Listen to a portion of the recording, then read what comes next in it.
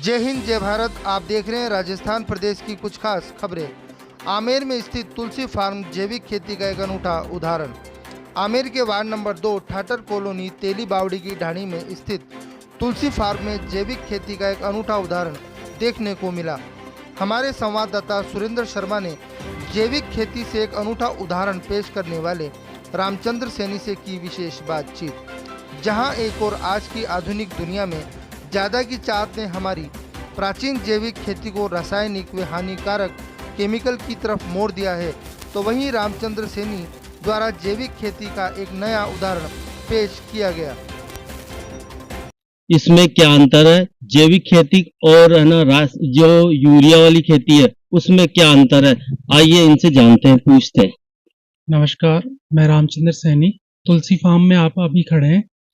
जैविक खेती ऐसे मान लीजिए जिसमें एक्स्ट्रा कोई केमिकल ऐड किया नहीं गया हो, जब से बाई गई हो और जब से तैयार की गई हो पूरे फल तैयार होने तक हम बिल्कुल भी केमिकल यूज नहीं करते, चाहे वो यूरिया हो या अन्य फर्टिलाइजर कोई हो, केमिकल नहीं यूज करते। गोबर की खाद देसी गायों से जो प्राप्त होती है उसको हम प्रोसेस करके ऑर्गेनिक खाद तैयार करते हैं और फिर उसमें ऑर्गेनिक खाद को यूज करते हैं शुरू से लेकर एंड तक। कोई भी केमिकल उसमें यूज नहीं किया जा सकता। और रही बात फायदे की, आप ऑर्गेनिक चीजों को यूज करेंगे तो पता लगेगा उनकी सब्जियों की खुशबू से, सुहास से, और हेल्थ आपको बहुत अच्छी मिलेगी। लेकिन केमिकल सब्जियां दिखने में सुंदर हो सकती है, लेकिन आप उनका यूज करेंगे दुनिया भर की बीमारियां आपको लग सकती है, कैंसर जैसी डिजीज, स्किन डिजीज, बहुत सारी बीमारियां केमिकल्स की आपको लग सकती हैं। तो मैं ये चाहूंगा धीरे धीरे हमारे जो भी किसान भाई हैं केमिकल्स को खत्म करें और ऑर्गेनिक जो हमारी पुरानी परंपरा की भारतीय संस्कृति रही है भारतीय खेती करने की, उसी का उपयोग करें। क्योंकि हेल्थ हमारा पहला होना चाहिए, पहला सुख निरोगी काया। तो निरोगी काया जब होगी जब आप शुद्ध सब्जियां, शुद्ध चीजें खाएंगे। वैसे आज के माहौल में बचना बहुत मुश्किल है, हर चीज में मिलावट हो रही है। कम से कम हम सब्जियों को तो बचाएं, जो पैदावार हम कर रहे हैं उसमें केमिकल यूज ना करें और जैविक खेती ही प्रोत्साहन करें।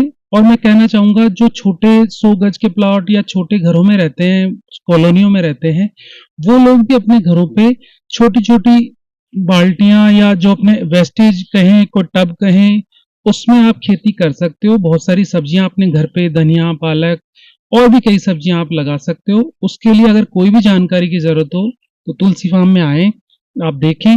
हम यहाँ पे पौध भी तैयार करते हैं, बीज भी तैयार करते हैं, और आप चाहें यहाँ से कलेक्ट कर सकते हैं। कैसे उगाना है वो यहाँ से आप पता कर सकते हैं। नमस्कार, मेरा नाम ओम प्रकाश सैनी है और मैं जन्म से किसान भी हूँ और पेशे से मैं रंगमंच का कलाकार हूँ। तो जैसे रामचंद्र जी ने बताया जैविक और है ना ये केमिकल वाली खेती में क्या अंतर है और इससे किसको फायदा है और किसको नुकसान है?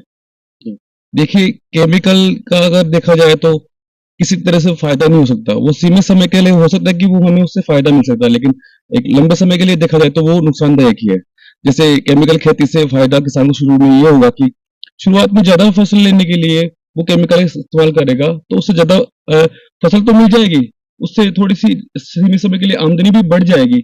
उससे क्या होगा, मार्केट में जब वो जो फसल जाएगी, फल जाएंगे या सब्जी जाएंगी, वो ज्यादा दिन तक वो स्टोरेज नहीं रह सकती, वो सीमित समय में ही खराब हो जाएगी। दूसरा, उससे जो उससे लाभ खाने वाला है उसको नुकसान ही नुकसान होगा। केमिकल से कभी फायदा नहीं होगा, उसको नुकसान ही नुकसान होगा।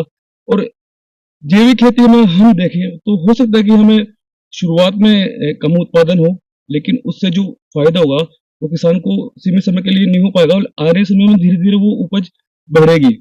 जैसे कि एक बीमार आदमी है, उसको दवाई पर हम स्वस्थ रख सकते हैं, वो कब तक, जब तक वो दवाई चल रही है। लेकिन उसे अगर सही तरीके से स्वस्थ रहना है तो उसे फल फ्रूट या फिर इस तरह की चीजें खानी पड़ेगी, तब जाके उसमें वो एनर्जी, मिनरल, विटामिन मिल पाएंगे। उसी तरह खेती भी है, केमिकल मिलेगा वो सीमित समय के लिए तो ऐसा लगेगा कि भाई ज्यादा उत्पादन दे रही है, लेकिन धीरे धीरे धीरे भूमि वो बंजर होती चली जाएगी। फिर आने वाले समय में वो कितना भी केमिकल डालेगा उसको वो जो उत्पादकता वो बढ़ा नहीं सकते, क्योंकि मिट्टी प्रकृति की देन है, इंसान भी प्रकृति का एक हिस्सा है। सर, ये जैविक जैविक खेती के लिए यदि कोई जानकारी प्राप्त करना चाहे, रामचंद्र जी से कैसे मिले और तुलसी फार्म में कैसे विजिट करने आए?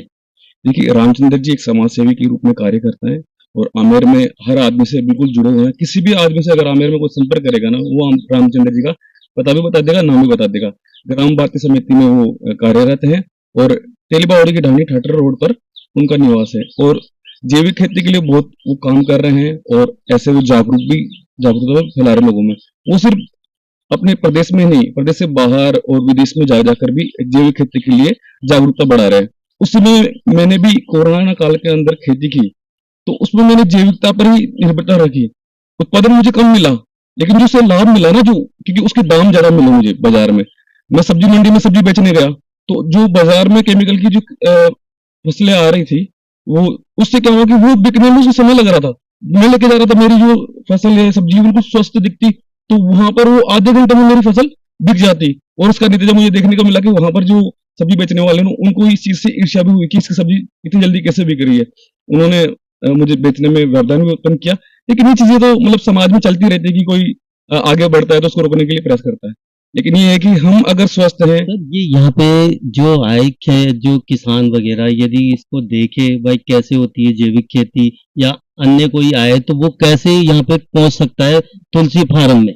देखिए, तुलसी फार्म आप आएंगे तो आमेर के अंदर ठटर कॉलोनी में ठटर रोड पर तेलीबावड़ी ढाणी में स्थित है। वहां पर आप संपर्क कर सकते हैं रामचंद्र सैनी जी से, उनके मोबाइल नंबर पर संपर्क कर सकते हैं।